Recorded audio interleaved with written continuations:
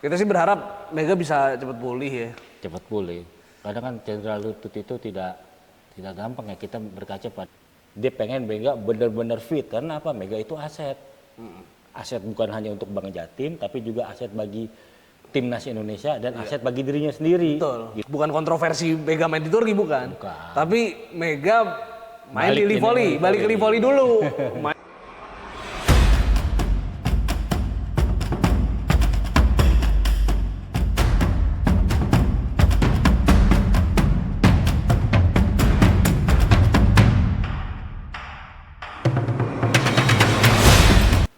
Halo Voli Mania, ketemu lagi di Bincang Voli at Sportase yang udah lama banget nggak take karena kesibukan masing-masing. Dan hari ini gue pakai jersey bola Bangkok United karena beberapa minggu lalu gue baru nonton kejuaraan dunia putri di Thailand. Waktu itu Italia juara mas. Fan service-nya keren banget mas.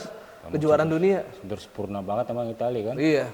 Enggak sama penyelenggaraannya karena fan service-nya tuh mantep banget. Jadi pemain itu dilewatin ke fans. Iya. Jadi fans bisa foto di situ ya, tergantung pemainnya sebetulnya. Mau apa enggak? Mau apa enggak, tapi kebanyakan mau kalau babak-babak awal pas belum rame. Tapi pas udah rame, udah perempat final udah rame, biasanya pemainnya udah ogah-ogahan. Makanya pelajaran kalau lu besok nonton kejuaraan dunia, datang dari babak awal kalau mau foto.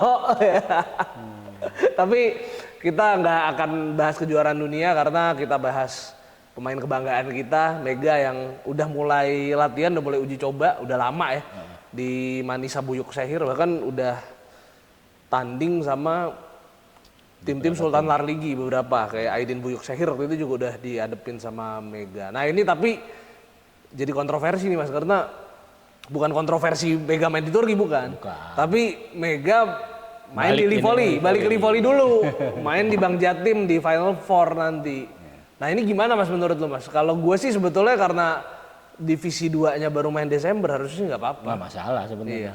Nah ini menarik emang. Jadi ketika gue pertama kali dapat info itu dari portal di Surabaya ya. Mega main di Livoli, gue kaget kan. Loh bukannya lagi di Turki, lagi Manisa kan. Gue baca di situ keterangannya, ngasih keterangan adalah asisten manajernya Bang DKI, Rianita Panirwan. Nah kebetulan gue tahu dia dari mulai dia junior segala macam, akhirnya gue DM dia tuh lewat Instagram karena gue nggak punya nomor kontaknya kan. Gue tanya, dia jawab singkat, iya mas, kemungkinan main di Livoli. Ya. Kebetulan nggak lama gue dapet kontaknya dia, langsung lah gue komunikasi. Kata dia, ya Mega main di Livoli, tapi kita masih melihat kemungkinannya. Pertama, karena kan perubahan jadwal Livoli nih. Bentar, tadi lu bilang apa Bang DKI, Bang Jatim? Bang Jatim. Bang Jatim kan. Nah, emang ini agak-agak sedikit di luar rencana. Di luar rencana karena perubahan jadwal Livoli yang dimajukan. Gitu loh. Nah, akhirnya gue tanya, kan Mega lagi di Turki, kok bisa main di Livoli kata gue. Enggak mas, Mega di Turki cuman buat untuk tes kesehatan sama uji coba. Habis itu dia balik lagi ke Indonesia. Karena apa? Karena di Turki baru main bulan Desember. Nah, iya, karena kompetisinya divisi 2-nya. Iya, ya, karena Mega bukan main di Sultan Larligi. Kalau Sultan Larligi kan udah mulai biasanya di Oktober udah mulai. Nah, ini divisi 2 jadi masih nanti mainnya. Jadi kembalilah ke Mega ke Indonesia main di Livoli.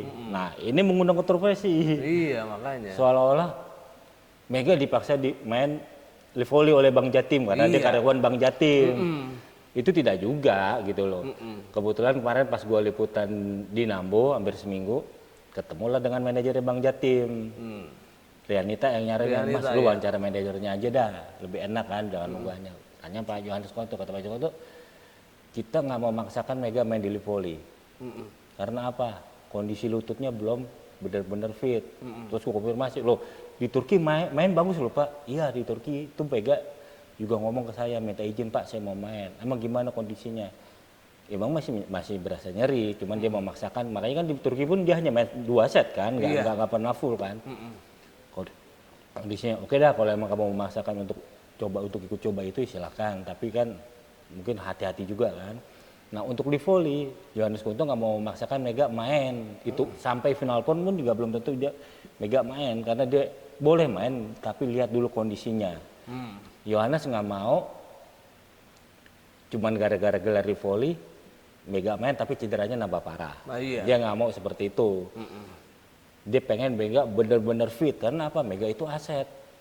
Aset bukan hanya untuk Bang Jatim, tapi juga aset bagi timnas Indonesia dan aset bagi dirinya sendiri. Betul. Gitu loh. Makanya dia sangat menjaga.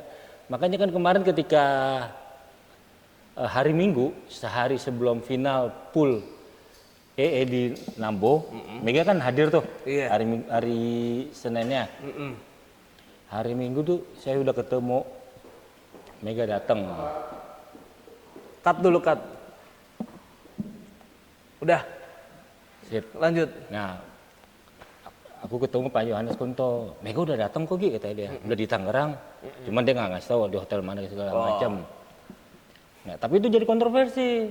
Karena ada beberapa akun-akun di Facebook Ah, itu tuh. yang bilang bahwa buat apa Mega balik ke Indonesia kalau live volley nggak main, cuma duduk di luar lapangan doang, lebih bantu cadangan. Mendingan Mega tetap di Turki segala macam. Wow, kata gue bilang. Kompetisi masih lama. Kompetisi masih lama, itu satu. Yang kedua, baru pulang dari Turki bro, masih suruh langsung main. Nah iyalah, Nggak mungkin kan? Nggak mungkin. Masih jet lag. si jet lag. Yang kedua yang seperti Yohanes Kanto bilang, kondisi lutut Mega belum benar-benar pulih, dia nggak mau memaksakan. Lagi buat apa memaksakan, ya kan? Makanya. Toh Bang Jatim sudah masuk final four. Waktu itu setelah pertandingan TNI AL lawan Karisma. TNI AL akhirnya gagal kan, kalah dari Karisma, jadi Bang Jatim yang lolos ke final four mendampingi Raja Wali. Nah makanya, terbaru saya dapat info dari yang bisa dipercaya, Mega kemungkinan main di final four. Gitu loh. Iya. Jadi bukan Itu emang gue udah denger lama juga sih. Iya. Mega bakal main di Final Four. bukan jadi karena Mega kemarin pulang terus diparkir di pinggir lapangan gara-gara sama Bang Jatim gak diizinin main gitu loh. Iyalah. Inilah akun-akun ini yang mengerikan gitu loh. Nah itu. Memberikan informasi yang tidak benar kalau menurut saya. Ya tapi masalahnya banyak orang percaya sama mereka Nah gitu. itulah. Itu dia yang gimana. Nah sekarang mereka bilang udah Mega balik lagi ke Turki. Nah kalau aku bilang kalau masih Mega balik lagi ke Turki kan ini mesti dilihat kontraknya. Iya. Kontraknya mulai berlaku kapan? Main Desember. Kemungkinan taruhlah kontraknya berlaku mulai November. Ya, sekarang kalau Mega di Turki, siapa yang biayain biaya hidupnya? Nah itu dia. Walaupun biaya hidup di Turki murah sih. Mau nggak mau kan pasti kantong pribadi kan? Iya. Karena kan gaji Mega baru berlaku ketika kontrak itu berlaku kan, berjalan. Ya walaupun FYI biaya hidup iya. di Turki itu murah sebetulnya karena Turki kan lagi mata uangnya kan lagi turun banget tuh. Lagi proses ya? Lagi hiperinflasi. Jadi hiperinflasi kalau buat orang Turkinya emang mereka nangis. Tapi buat orang asing yang bawa duit Dolar. ke sana berjaya. Jadi gitu. Jadi ya itu dia, tapi kan masalahnya adalah ya kalau Desember baru main dan Manisa Buyuk Sehir belum ada Apa-apa, agenda kan? apa-apa ya nggak apa-apa. Lagian juga tim divisi 2 Turki itu nggak main di Turkish Cup atau Kupa Volley nggak main. Kupa Volley itu cuman main cuman tim Sultan Larligi. Sultan aja kan. Iya, Ya, jadi seperti Fenerbahce segala macam kan. iya kalau Fenerbahce pasti dia langsung lolos perempat final. Iya, Karena tim empat tim teratas di Sultan Larligi Otomatis. yang di liga otomatis perempat final Kupa Volley. Jadi kalau yang main ya paling ya kayak Zerenspor gitulah yang main di penyisian nih dikit lagi paling seminggu sebelum Sultan Larligi biasa udah mulai itu. Jadi intinya Mega kan nggak ada di Kupa Volley, jadi ya udah nggak apa-apa, malah bagus buat pemanasan kan ya. Nah iya, betul loh. Dan juga pemulihan juga ke lututnya kan, menjaga kondisinya juga gitu loh. Nah kemarin pun Pak Yohanes Kunto juga ngomong, kalau untuk Bang Jatim, ya kita lihat dulu kondisinya Mega. Tapi kalau untuk Merah Putih nggak ada kata lain, Mega mau ikut main, ya silahkan main. Nah ini menarik juga kemarin sempat ngobrol sama Octavian, pelatih timnas putri di Sheffield kemarin kan. Iya. Putaran kedua kan Mega ada kan. Itu juga kontroversi lagi. Banyak netizen bilang kenapa Mega nggak dimainin, Mega nggak dimainin. Ngomong akhirnya kan, ngomong sama gua, kita ngobrol-ngobrol saat pertandingan. Gimana mau dimainin, omong Rautute lagi nggak bermasalah. Bagus. Ya kalau dia mainin kan ya berbahaya juga bagi Mega begitu loh. Sekarang logikanya gini, pelatih mana sih yang tidak ingin memainkan Mega punya tim seperti Mega? Tapi kan kalau kondisinya emang tidak memungkinkan, berbahaya bagi karir Mega juga gitu Nah, loh. cuman pertanyaannya kalau Desember udah mulai tuh liga, namanya itu jadi Kadinlar 1 itu sponsornya KFC, jadi gue nyebutnya Liga KFC. Itu emang benar, sponsor liga itu KFC, Liga KFC. Jadi karena Liga KFC itu baru mulai Desember, kayaknya dia nggak main di SEA Games Mas ya. Tapi emang dikirim. Nah, itu yang masih Nah itu masih nanti tanda tanya. kita bahas di episode lain. Intinya adalah kita sih berharap Mega bisa cepat pulih ya. Cepat pulih. Kadang kan cedera lutut itu tidak gampang ya. Kita berkaca pada kasus Randy. Randy Tamamelang ketika SEA Games 2019 ya Jakarta. 2018 18. Oh Asian Games, 2018 ya. 2018. Bagus banget kan Randy main di SEA Games, Asian Games. Setelah itu kan dia mengalami cedera lutut kan, tidak tertangani dengan baik, akhirnya kan performanya lama-lama turun, betul. gitu loh. Nah kita harapkan ini tidak terjadi tidak hanya kepada Mega ya, tapi juga atlet-atlet yang lain juga bisa pulih cepat. Kan kita tahu sendiri pemain timnas putri juga banyak yang cedera, makanya kemarin makanya. bingungan ketika Pusing. si Fulit pusing, gue mau pakai siapa, banyak pemain yang cedera. Iya pemain. Ditambah U yang 21 main di kejuaraan dunia gitu loh. Ya gue jujur aja sih Mas, itu salah satu penyebab kenapa Putri gampang cedera bukan dan tim Indonesia. Periodisasi latihannya nggak pernah tuntas karena kita tahu kan kalau Indonesia itu kompetisinya banyak. Jadi habis Pro Liga putus ganti pelatih lagi ya kan. Terus habis dari Pro Liga ke timnas bahkan ada yang tarkaman dulu ya kan. Yap. Pelatihnya ganti, metode latihannya ganti lagi. Terus habis itu ke Livoli, pelatihnya beda, ganti lagi gitu. Jadi nggak kayak di negara-negara kayak Thailand sama Vietnam yang kompetisinya emang pendek, tapi periodisasinya kan jelas. Iya. Jadi mereka TC panjang di timnas, ke klub itu cuma buat pulang sebentar dan klub itu harus ngikutin metode latihan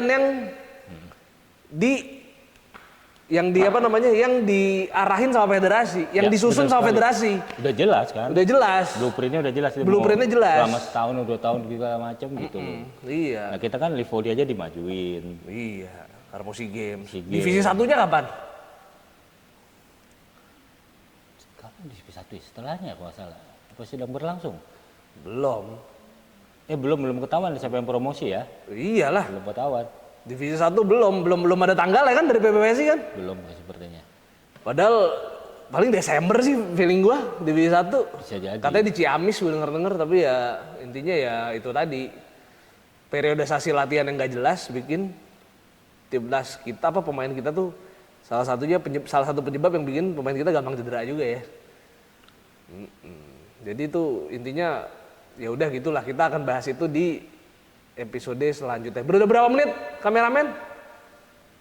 15 menit. Udah cukup lah Mas ya? Cukup lah untuk Mega lah. Untuk Mega. Nanti kita akan episode berikutnya kita akan bahas SEA Games terutama untuk yang putri karena bau-baunya suram. Ya udah, kalau gitu Voli Mania kita sampai ketemu di Bincang Voli Sportase episode berikutnya.